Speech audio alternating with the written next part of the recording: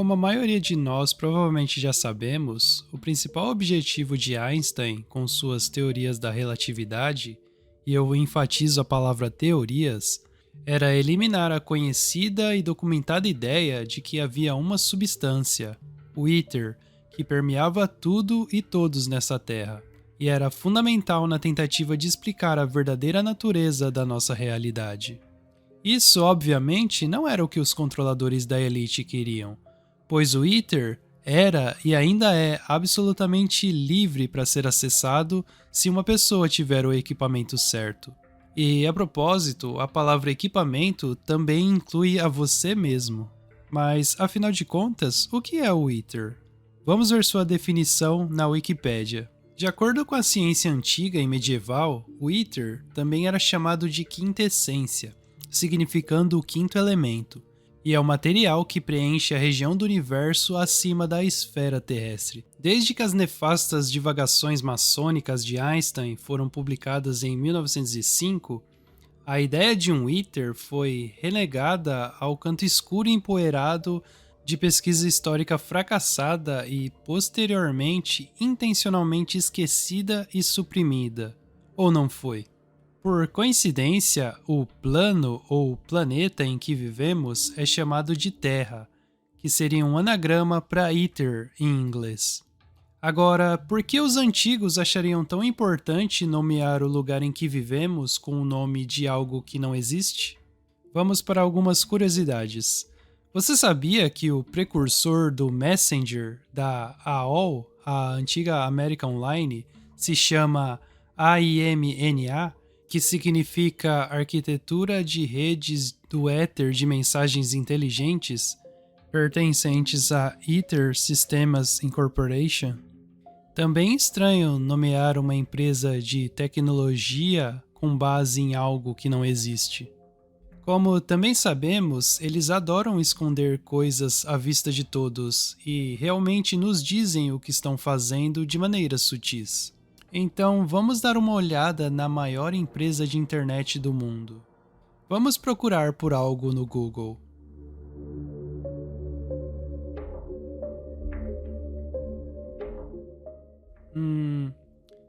Esse provavelmente não é um bom exemplo. Esse sim. Vamos usar este aqui. Desde o início do Google, essa pequena pepita de informação tem sido visível o tempo todo em cada consulta de pesquisa. Mas o que isso realmente significa? No exato segundo em que você aperta o botão Enter na pesquisa do Google, sua consulta inicia sua longa jornada para o Vale do Silício e volta. Do seu computador, ela é enviada para o seu roteador ou para o plug na parede e de lá passa por vários servidores ISP e rotas nacionais de backbone, por baixo do Oceano Atlântico, por cabos, por vários servidores novamente e termina nos servidores do Google no Vale do Silício. Em seguida, ele classifica o índice de trilhões de documentos, encontra milhões de respostas, agrupa-os em ordem, agrupa-os em um pacote e depois envia-os de volta em meio segundo. Uau, isso é bastante impressionante, mas também bastante improvável. A viagem de ida e volta de 11 mil milhas para a minha consulta de pesquisa levaria meio segundo apenas se houvesse um único cabo ininterrupto da minha casa até o Vale do Silício, o que obviamente não existe. O que a maioria das pessoas pensa, assim como eu, é que a razão pela qual essas buscas voltam tão rápido é porque elas já estão armazenadas ou salvas num servidor ISP de área local. Na realidade, essa informação só foi indexada pelo seu provedor local, da mesma maneira que o catálogo do cartão da biblioteca informa onde encontrar o livro, mas não o que está nele. Você poderia argumentar que o Google tem um serviço nacional configurado em todos os países, reduzindo assim os tempos de transmissão, mas tente procurar por um site pequeno e independente com um servidor local de um país do outro lado do mundo com relação a você. Ainda assim, leva apenas um segundo para ganhar completo acesso. Considerando a enorme quantidade de hubs, switches, LANs, WANs, nodes, servidores, gateways, ISPs, bridges, protocolos e milhares de quilômetros de cabos que a sua consulta de pesquisa atravessa, meio segundo para atravessar o mundo inteiro em qualquer direção e voltar é incrível e, na minha humilde opinião, altamente improvável através de uma rede física. E que tal falar com alguém no Skype, do outro lado do mundo, em tempo real, através de todos aqueles hubs, switches e cabos oceânicos com pouca ou nenhuma latência? Como isso é praticamente possível? Somente a NASA pode magicamente superar uma latência de 11 segundos quando cantam junto com os astronautas na estação fake.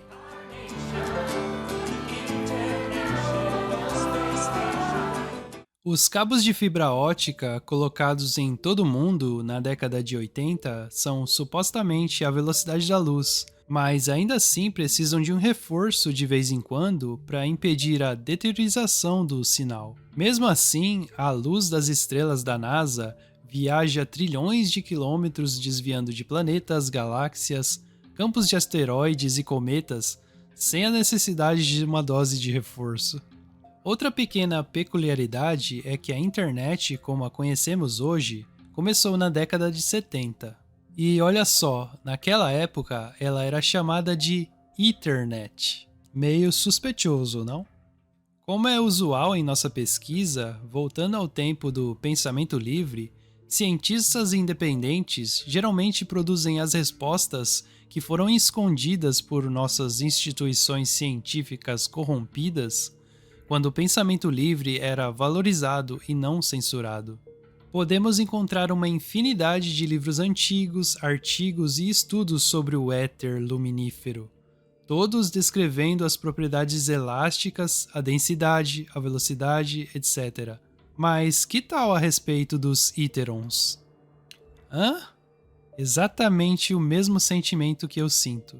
Para entender completamente o conceito de íteron, então esse livro que está linkado na descrição deve ser lido e entendido. Uma tarefa assustadora, eu poderia acrescentar, mas nos mostra a velocidade dessas pequenas criaturas. 1,57 vezes a velocidade da luz, que o Einstein, cérebro das galáxias, disse ser a coisa mais rápida do universo. Agora sim, as velocidades fantásticas da comunicação instantânea em todo o mundo se tornam um pouco mais claras. Agora o conceito de física quântica também se torna mais claro. Duas coisas podem existir em dois lugares diferentes ao mesmo tempo, como eles sugerem. Essa teoria nunca me caiu bem, mas se o tempo necessário para mover um sinal através do éter fosse tão infertilmente pequeno, pareceria que eles realmente coexistem. Então agora a nossa jornada de pesquisa do Google somente leva 0,00001 de segundo.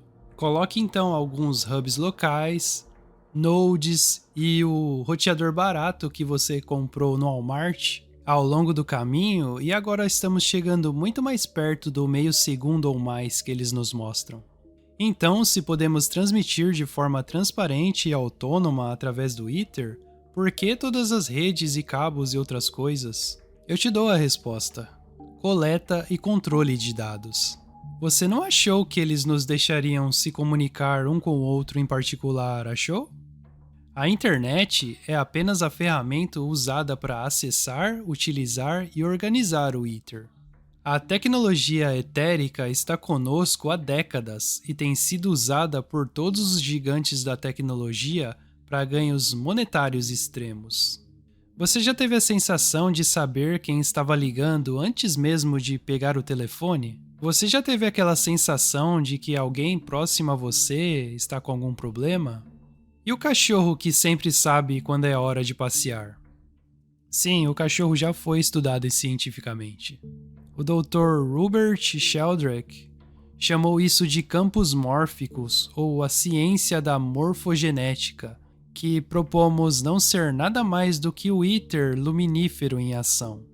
Pense nisso, quantas vezes a ligação do seu celular foi cortada Ou continua cortando ou simplesmente desliga sozinha quando o sinal fica fraco? Quantas vezes isso acontece mesmo que você esteja apenas conversando com seu companheiro que mora a 300 metros de você? Isso ainda ao fundo você transmitindo um filme 4K de alta definição com áudio Dolby de 6 canais no seu computador sem nenhuma falha e com a qualidade incrível.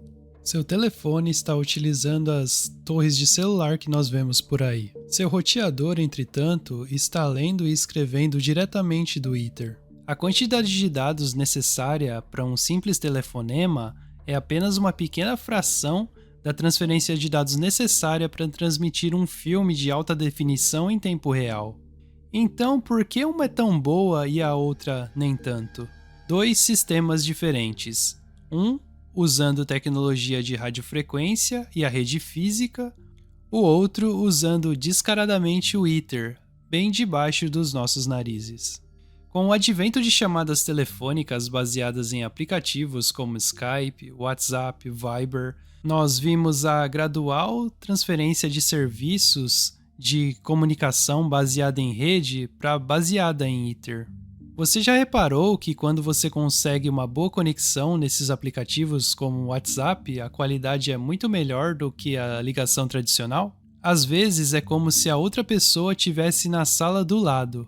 Em essência ou quintessência, ela está. Mas se os gigantes da tecnologia sabem disso, quem mais sabe e quem mais o usa? Você já se perguntou como os aparelhos conseguem detectar o epicentro de terremotos no meio do nada? Ou que tal milhares de quilômetros dentro do oceano com uma precisão exata? Onde está essa vasta rede abrangente de sensores da escala Richter que podem captar pequenos tremores em qualquer ponto da nossa vasta, verde e plana Terra e também os poderosos oceanos? Esses eventos estão sendo lidos diretamente do Ether com uma tecnologia que eles mantiveram muito bem escondida de nós. Agora de volta ao bom e velho cérebro das galáxias e seu principal objetivo. Einstein foi elogiado como a maior mente científica de todos os tempos, porque ele fez exatamente o que lhe foi dito por seus senhores maçônicos e rejeitou o éter muito real em favor das teorias psicológicas deles. Para o prazer da elite rica que agora poderia fazer o que fizeram com todas as fontes de energia gratuitas, ricas e abundantes da Terra. Eles poderiam vendê-la.